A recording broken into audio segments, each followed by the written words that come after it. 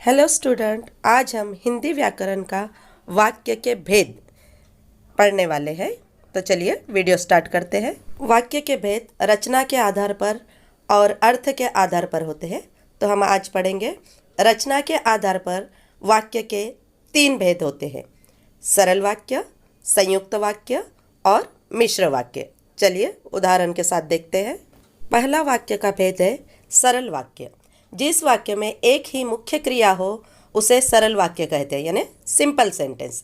जैसे स्वाति का पत्र आया था, मोर नाच रहा है, सचिन दिल्ली चला गया। ऐसे जो सिंपल सेंटेंस रहते हैं वह उसे सरल वाक्य कहते हैं। दूसरा वाक्य का भेद है संयुक्त वाक्य।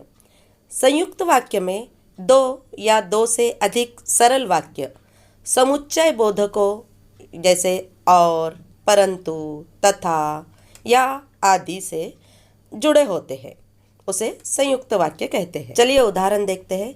सुकेशी से मैंने फल मंगवाए थे परंतु वह लाई नहीं। यहाँ परंतु इस समुच्चय बोधक अव्यय से ये 2 वाक्य जोड़े गए हैं, इसलिए ये संयुक्त वाक्य है। नेक्स्ट वाक्य देखते हैं। सनी कल भोपाल जाएगा और 4 दिन बाद लौट आएगा। यहाँ पर और इस शब्द से जोड़ा गया है। मैं कल बीमार थी इसलिए स्कूल नहीं आ सकी।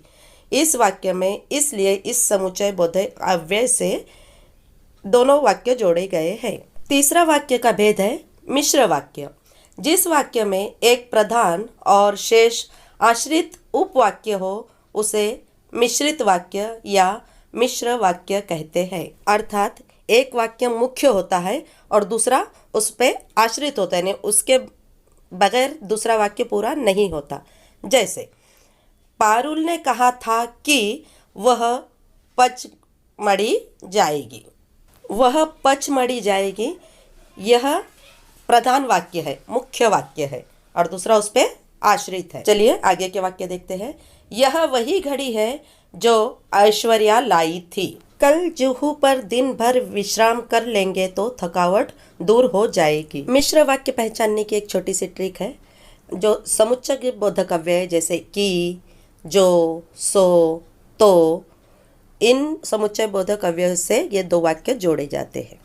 Thank you.